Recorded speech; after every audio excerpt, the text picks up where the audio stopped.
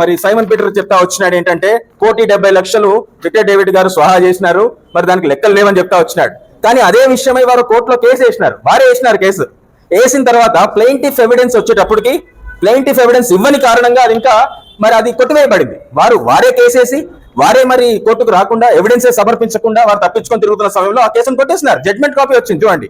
విషయం ఏంటంటే మరి రాబడి 4.5 సంవత్సరాల్లో 1,70,00,000 వచ్చినప్పుడు 4.5 సంవత్సరాల్లో ఖర్చులు కూడా ఉంటాయి కదా, దానికి తగ్గ ఆధారాలు కూడా ఉంటాయి, రసీదులు కూడా ఉంటాయి.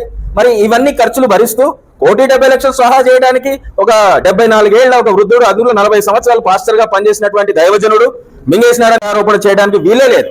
అయితే ఈయన నేర చరిత్ర కలిగినటువంటి వాడు. ఇంతకు ముందు కూడా అనేక సంఘాల్లో ఇక్కడే మరి చుట్టుపక్కల అనంతపురం జిల్లా మరియు చుట్టుపక్కల మరి ప్రాంతాల్లో ఉన్నటువంటి సంఘాల్లో దాడి చేస్తా వచ్చినాడు. మరి చూడండి, ఇక్కడ నేను కొన్ని మీరు చూసాయి, కొన్ని దేవాశ్రమ చర్చిలో మొన్ననే జరిగింది. మోరియా ప్రార్థన మందిరం అని చెప్పేసి ధర్మవరంలో ఉన్నటువంటి ఒక బత్తలపల్లిలో ఉన్నటువంటి ఒక ప్రార్థనా మందిరంపై 2017లో దాడి చేసినాడు.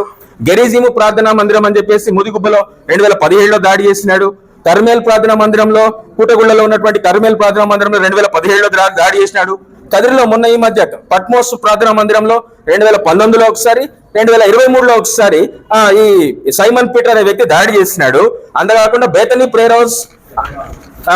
ప్రేయర్ హౌస్ లో కూడా ఆయన ఆరోధిగా బేతనీ ప్రేయర్ హౌస్ లో కూడా ఆయన దాడి చేయడాడు. 2024లో ఇప్పుడు ఈ మధ్య కాలంలో మరి కదిరిలో చేసినాడు. మరి జవాశ్రమ మీద ఆ రోజు 15వ తారీఖు మరి నిర్బంధించడానికి ముందే వారు ఒక కేవియట్ ఫైల్ చేసినారు. దేవదానం అనే వ్యక్తి మరి కేవియట్ ఫైల్ చేసి, ఆయన ఎవరో కాదు, దేవదానం అనే వ్యక్తి, ఆ దానం అలియాస్ శ్రీరాముల పుల్లయ్య అంటారు ఆయన్ని.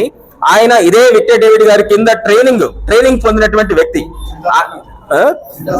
చింతా సత్యం ట్రైనింగ్ పొందినటువంటి ఈ చింతా సత్యం అనే వ్యక్తి మరి ఒక కేవియట్ ఫైల్ చేసి, ఒకవేళ వీళ్ళు బలవంతంగా వాళ్ళు చేజిక్కించుకుంటే మనం ఏమన్నా కోర్టుకు వెళ్తే కూడా మనకు నోటీసులు వచ్చి ఇవన్నీ అయ్యే లోపల వాళ్ళు సెటిల్ అయిపోవచ్చు అన్న ఉద్దేశంతో కేవియట్ ఎంత కుట్రపూరితంగా చేసినటువంటి ప్లాన్ ప్రకారంగా చేశారు వాళ్ళు. చేసిన తర్వాత 15వ తారీఖున దారిగాచి రెక్కి నిర్వహించి హైదరాబాద్ నుంచి వచ్చినటువంటి కారు ఉంది TS08 EK9989 కారులో వాళ్ళు 3 రోజులు రెక్కి నిర్వహించినారు. దానికి సంబంధించిన ఫుటేజ్ అన్ని మా దగ్గర ఉన్నాయి. రెండవది ఏంటంటే రెక్కి నిర్వహించి వారు మరి మా లీగల్ అడ్వైజర్ గా ఉన్నటువంటి విజయ్ బాబు గారిని వారు నిర్బంధించినారు. దాని తర్వాత ఏకాంతంగా రావాలని చెప్పేసి విక్టర్ డేవిడ్ గారిని ఫోన్ లో పిలిపించుకొని ఊరవతల అక్కడ సమావేశపరిచినారు. దాని తర్వాత వారు ఆ విధంగా అక్కడక్కడ తచ్చాడుతున్నప్పుడు తిరుగుతున్నప్పుడు ఫుటేజ్ అవన్నీ మా దగ్గర ఉన్నాయి. అవన్నీ అధికారులకు మేము ఇస్తాం. విషయం ఏంటంటే ఆఖరికి ఈ సైమన్ పీటర్ అనే వ్యక్తి ఆయన చెప్పుకుంటున్నట్లుగా ఏ నేర చరిత్ర మాకు లేదంటున్నాడు, కానీ నేర చరిత్ర ఉన్నటువంటి సందర్భాలు అనేకం మేము మీ ముందు ప్రస్తావించాను. ఈ విషయంలో వారు చేసిన పొరపాటు ఏంటంటే వారు మరి మా గౌరవ మరి పొలిటీషియన్స్ పేర్లు, అధికారుల పేర్లు కొన్ని వాడుకోవడం జరిగింది. వారంటే అధికారులు అంటే, పొలిటీషియన్స్ అంటే, రాజకీయవేత్తలు అంటే మాకు ఎంతో గౌరవం. ఇప్పటి వరకు అనేక మంది మా జవాశ్రమ మందిరంలో రాజకీయ నాయకులు ఎవరైతే అధికారంలోకి వచ్చినారో వారు వచ్చి ప్రార్థనలు జరిపించినటువంటి మందిరం అది. అనేక రాజకీయ నాయకులు కూడా వచ్చి అక్కడ ప్రార్థనలు జరిపిస్తారు. అటువంటి రాజకీయ నాయకులకు వ్యతిరేకంగా మేము పోవు. వారి పేర్లను వాడినారు, వారి అండదండలు వారికి ఉన్నాయని చెప్పినారు. కాబట్టి బహుశా ప్రస్తావించినప్పుడు ఇంతకు ముందు మీడియా పాత్రికేయుల మరి మిత్రుల మరి సమావేశంలో అది కొంత దాని విషయమై కొంచెం వ్యతిరేకత వచ్చినట్లుగా భావించినాం. అయితే విషయం ఏంటంటే వారి పేర్లను వాడుకున్నారు. ఇంకోసారి అట్లాంటి పేర్లు, రాజకీయ నాయకుల పేర్లు కానీ అధికారుల పేర్లు కానీ వారు వాడకుండా, ఇటువంటి నేర చరిత్ర కానీ వాళ్ళు వాడకుండా తగిన కఠినమైనటువంటి చర్యలు డిపార్ట్మెంట్ వారు తీసుకోవాలని పోలీసు న్యాయశాఖ వారికి కూడా నేను ప్రార్థిస్తా ఉన్నాను. ఈ సందర్భంగా ఈ విషయాలను మీ దృష్టిలో మీ ముందుకు తీసుకొస్తా ఉన్నాను. మరి ఈ వీరాచారి అనే వ్యక్తి మరి ఈ ట్రస్ట్ ఏదైతే ఇప్పుడుందో,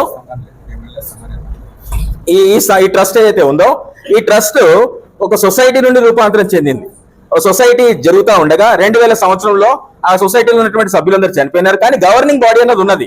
అప్పటి నుంచి కూడా రిజిస్ట్రార్ దగ్గర నమోదు కాలేదు. కానీ కోర్టులలో ఈ ఇతరత్ర చాలా మంది వేస్తున్న కేసులను బట్టి గవర్నింగ్ బాడీ అనేది కోర్టులో జీవించే ఉన్నది. ఆ విషయాన్ని మేము ముందు చెప్పినాను. 210 ఆఫ్ 1988 ఒకటి, మళ్ళా 1044 ఆఫ్ 2002 ఒకటి, మళ్ళా 878 ఆఫ్ 2000, దాని అనుబంధంగా ఇంకొక 7 కేసులు ఉన్నాయి. ఓపీ 517 ఒకటి ఉంది. అయితే విషయం ఇవన్నీ కేసులను ఆధారం చేసుకొని అప్పుడున్న గవర్నింగ్ బాడీ బ్రతికే ఉంది.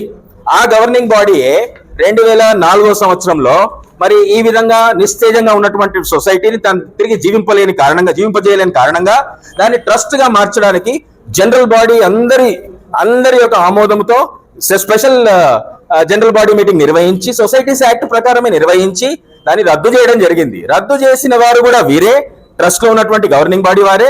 ఇప్పుడు ట్రస్ట్ లో ఉన్నటువంటి గవర్నింగ్ బాడీ సొసైటీలో ఉన్నటువంటి గవర్నింగ్ బాడీ. సొసైటీలో ఒక చైర్మన్ హోదాలో ఉంటూ దాన్ని రద్దుపరిచి దాని తర్వాత తిరిగి ట్రస్ట్ కి ఒక చైర్మన్ గా ఆ హోదాలో దాన్ని స్వీకరించినటువంటి ఒక లీగల్ ట్రాన్సాక్షన్ కంప్లీట్ అయిపోయింది.